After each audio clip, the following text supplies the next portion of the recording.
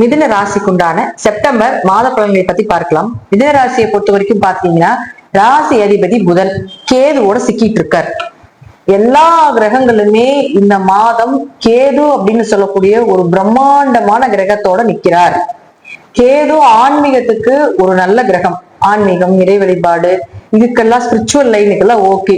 But பொருளாதாரம், அதே போல கேதுவோட எந்த கிரகம் சேருதோ அந்த கிரகத்துக்கு உண்டான ஒரு பயத்தையும் கொடுத்து விடுவார். கேது அப்படின்னா அழித்தல், அடுத்த கட்டத்துக்கு எந்திரிச்சு வர முடியாத ஒரு விஷயத்த இந்த கேது செஞ்சுட்டு போயிடும். அப்ப லக்னாதிபதியே உங்களுக்கு 15ஆம் தேதி வரைக்கும் பாத்துட்டீங்கன்னா கேதுவோட இருக்கிறார். அப்ப 15ஆம் தேதி வரைக்கும் எந்த முடிவு எடுக்க வேண்டாம். குழப்பமா தான் இருக்கும் மைண்ட். அடுத்தது என்ன பண்ணலாம், எதை நோக்கி போலாம், என்ன செய்யறதுனே தெரியல, நம்ம லைஃப் இப்படியே போயிருமா அப்படிங்கிற பல எண்ணங்கள், பல சிந்தனைகள். அது மட்டும் இல்லாம ஆரோக்கியம் சார்ந்தது, அம்மா வழியில சார்ந்தது, வீடு மனை சொத்துக்கள் ஏதாவது மாத்துறது, இது போல யோசனைகள், சிந்தனைகள் அதிகமாயிட்டே இருக்கும். வீடு சார்ந்த பிரச்சனை, நமக்கு தொழிலே போக மாட்டேங்குது, அடுத்த கட்டத்துக்கு போக முடியலையே அப்படிங்கிற எல்லா எண்ணங்களையும். ஏன்னா ஒரு ஜாதகருக்கு ராசி அதிபதியும் லக்னாதிபதியும் வலுவா இருக்க வேண்டும். அப்ப கோச்சாரப்படி பாக்குறப்ப ராசி அதிபதி அப்படின்னு சொல்லக்கூடிய புதன் கண்டிப்பாக நல்லா இருந்தாதான் அந்த மாதம் உங்களுக்கு ஓரளவுக்கு சமாளிச்சு கொண்டு போக முடியும். அப்ப ராசி அதிபதி அப்படின்னு சொல்லக்கூடிய புதன் உங்களுக்கு 15ஆம் தேதியோட கேதுவோட சிக்கிட்டு இருக்காரு. உங்க ஜாதகத்துல புதன் கேது சேர்க்கைன்னா கண்டிப்பா இதுவும் நடக்கும். புதன் கேது படிப்பு தடை, முதல்ல படிப்புல இன்ட்ரெஸ்ட் இருக்காது, மார்க் கொஞ்சம் கம்மியா வர்றது, குழந்தைகள் புதன்னா குழந்தைகள், கன்னி பெண்கள், அவங்க மூலமாக சிறு சிறு பிரச்சனைகள் வர்றது, இதெல்லாம் ஏற்படுத்தி கொடுத்துரும். அடுத்தது அதே போல பாத்தீங்கன்னா கொஞ்சம் ஆரோக்கியம் சார்ந்த விஷயத்துல கவனமா இருந்துக்கணும். 15ஆம் தேதிக்கு மேல புதன் உங்களுக்கு தன்னுடைய சொந்த வீடாக இருக்கக்கூடிய கன்னி வீட்டுக்கு ஆட்சி உச்சம் பெற்று வருகிறார். அப்ப அதற்கு மேல நீங்க என்ன விஷயம் வேணா செய்ய சக்சஸ். அதற்கப்புறம் உங்களுடைய மனநிலை எல்லாமே மாறிடும். தேவையில்லாத குழப்பங்கள் இருக்காது. அந்த மனம் சார்ந்த விஷயங்கள், இப்ப நடந்துட்டு இருக்க விஷயங்கள் எல்லாமே இந்த 15ஆம் தேதிக்குள்ள ஏன் அப்படி நடந்துச்சு, நம்ம இப்படி ஒரு சின்ன விஷயத்துக்கு நம்ம இப்படி ரியாக்ட் பண்ணிட்டோமோ, நம்ம இப்படி ஒரு விஷயத்துக்கு நம்ம மனசு இவ்வளவு பாதிப்பாயிருச்சோ அப்படிங்கறது எல்லாமே இந்த 15ஆம் தேதிக்கு மேல யோசிக்க வைக்கக்கூடிய அமைப்பு இருக்கு. அப்ப கிரகங்கள் தன்னுடைய வேலைகளை, கடமைகளை அது கரெக்டா தான் செஞ்சுட்டு இருக்கோம். நம்ம கொஞ்சம் நேர்ந்து கலந்து போய்க்கிறதும், அதே போல இறை வழிபாட்டுல அதிகமாக செய்து கொள்வதும் என்பது ஒரு சிறப்பான விஷயமா இருக்கும். அடுத்தது உங்களுக்கு சூரியன். சூரியனும் பாருங்க உங்களுக்கு 16ஆம் தேதி வரை கேதுவோட தான் இருக்கிறார். சூரியன் தான் தைரியத்தை கொடுக்கக்கூடிய ஒரு கிரகம். அப்ப அவர் இயற்கை கேதுவோடு இருக்கும்போது இன்னும் கொஞ்சம் தைரியத்தை குறைக்கும் அப்படிங்கிறது அமைப்பு. ஏன்னா சூரியன் கேது சேர்க்கை அப்படிங்கிறது ஜாதகத்துல பித்ரு தோஷம். சூரியன் கேது சேர்க்கை அப்படிங்கிறது பரம்பரையாக வரக்கூடிய தோஷங்களை சொல்லக்கூடியது. பித்ரு தோஷம், பரம்பரை தோஷங்கள், இதெல்லாமே இந்த சூரியன் கேது வச்சுதான் நம்ம பார்ப்போம். உங்க ஜாதகத்துல சூரியன் கேது இருந்தாலும் கொஞ்சம் கவனமா இருந்துக்கோங்க. அப்பா வழி உறவுகள், அவர்கள் மூலமாக பிரச்சனைகள் வர்றது, கொஞ்சம் தைரியம் குறைவாகிறது, கூட பிறந்தவர்கள், பங்காளி உறவுகள் மூலமாக சொத்து பிரச்சனைகள் ஏற்படுறது. ஏன்னா 4ஆம் அதிபதி புதன் கேதுவோடு இருக்காங்க. இப்ப எல்லாம் பாத்தீங்கன்னா சொத்து பிரச்சனை நடக்கும். சொத்து சார்ந்தது, இடம் சார்ந்த பிரச்சனை, குடும்பத்துல ஏதாவது ஒரு பங்காளி உறவுகள் மூலமாக பிரச்சனைகள் ஏற்படுறது, இதெல்லாம் மிதுன ராசிக்கு இந்த மாதம் நடக்கும் 15ஆம் தேதி வரைக்கும். சோ அதுல எல்லாமே கொஞ்சம் கவனமா இருந்துக்கணும். அப்ப அடுத்தது பாருங்க உங்களுக்கு சுக்கிரன்.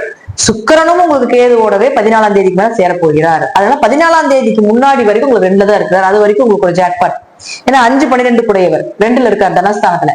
5 குடையவர் 2ஆம் இடத்துல இருந்தா பண வரவு, பொருளாதார வளர்ச்சி, குடும்ப தேவைகளை பூர்த்தி பண்றது, குழந்தைகளுக்கு தேவையானது வாங்கி கொடுக்கறது, அல்லது குழந்தைகள் மூலமாக உங்களுக்கு ஏதாவது ஒரு பண வரவு கிடைப்பது, இதெல்லாம் ஏற்படுத்தி கொடுப்பார்.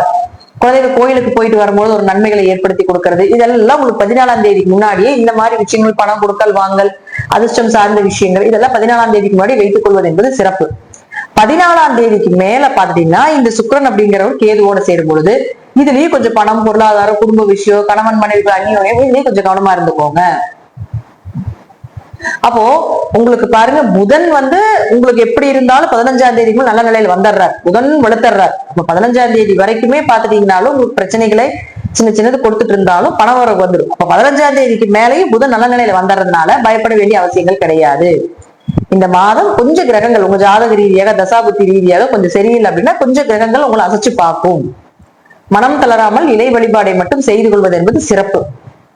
அடுத்தது உங்களுக்கு செவ்வாயை பொறுத்த வரைக்கும் பாத்துட்டீங்கன்னா 6 மற்றும் 11ஆம் அதிபதியாகி 4ல நிக்கிறார். அடுத்தது பாத்தீங்கன்னா 11ஆம் தேதிக்கு மேல பாத்தீங்கன்னா 5ஆம் வீட்டுக்கு வர, அது அதை விட யோகம். அப்ப 6 குடையவர் 4ல இருந்ததுன்னா கடன் வாங்கி பிசினஸ் பண்ணலாம், அல்லது கடன் வாங்கி வீடு கட்டலாம், கடன் வாங்கி ஏதாவது வண்டி வாகனங்கள் வாங்கலாம். வரக்கூடிய பணம் எல்லாமே கடன் கட்டுறதுக்கு, நோய்க்கு, இதுக்கே செலவாகுது அப்படிங்கிறது எல்லாமே உங்களுக்கு 11ஆம் தேதி வரைக்கும் இருக்கும். 13ஆம் தேதிக்கு மேல 5ஆம் வீடுன்னு சொல்லக்கூடிய அதிர்ஷ்டம் சொல்லக்கூடிய இடத்துக்கு புதன் வருகிறார். அப்ப எப்படியும் உங்களுக்கு பண வரவு, லாபங்கள் அதிகரிக்கிறது, எதிர்பார்த்ததை விட சிறப்பா இருக்கிறது. ஏன்னா செவ்வாய் அப்படிங்கிறது லாபஸ்தானாதிபதி. அவர் 5க்கு வரும்பொழுது ஷேர் மார்க்கெட் சம்பந்தப்பட்டது, இந்த MLM சம்பந்தப்பட்டது, இதெல்லாமே சிறப்பா இருக்கும். அதுக்கப்புறம் ஒரு அதிர்ஷ்டங்கள் பெருகும். சோ செவ்வாயை பொறுத்தவரைக்கும் லாபத்தை கொடுக்கக்கூடிய கிரகமாக இருக்கிறதுனால கண்டிப்பா உங்களுக்கு 13ஆம் தேதி மேல் லாபத்தை கொடுக்கும். பண வரவு, கொடுக்கின்ற பணம் இதுக்கெல்லாம் உங்களுக்கு அது போல இருந்தா 14ஆம் தேதிக்கு முன்னாடி வச்சுக்கோங்க. பணத்தை கொடுத்துட்டீங்க, எதிர்பார்த்துட்டு இருக்கீங்க, ஒரு பிசினஸ்ல பெரிய டெவலப்மெண்ட் வேணும் அப்படின்னு நினைச்சீங்கன்னா அது எல்லாமே 14ஆம் தேதிக்கு மேல சிறப்பா இருக்கும். மேக்சிமம் பாருங்க, ஒரு 10ஆம் தேதியில இருந்து ஒரு 15ஆம் தேதி வரைக்கும் மட்டும் இந்த மிதுன ராசிக்காரர்கள் கொஞ்சம் கவனமா இருந்துக்கோங்க. எல்லா பிளானட்டுமே பாத்தீங்கன்னா அந்த டைம்ல தான் கொஞ்சம் முன்ன பின்ன மாறுது. சோ அதனால அதுல மட்டும் கொஞ்சம் கவனமாக இருந்து கொள்வது சிறப்பு. சனி வக்கரமாகுது நவம்பர் மாசம் வரைக்கும். இப்ப ஜாதகத்துல சனி வக்கரமாக இருந்தால் ஓரளவுக்கு நற்பலன்களே. எப்படியோ ஒரு வகையில உங்களுக்கு சொத்துக்கள் சேர்க்கிறது, மனைகளுக்கு உண்டான விஷயங்கள், கொஞ்சம் அவமானப்பட்டாலும் இந்த அவமானத்திலிருந்து வெளியே வரக்கூடிய ஒரு சூழ்நிலைகள், திடீர் வருமானங்கள், திடீர் அதிர்ஷ்டங்கள், இதெல்லாம் சனி ஏற்படுத்தி கொடுத்துருவார்.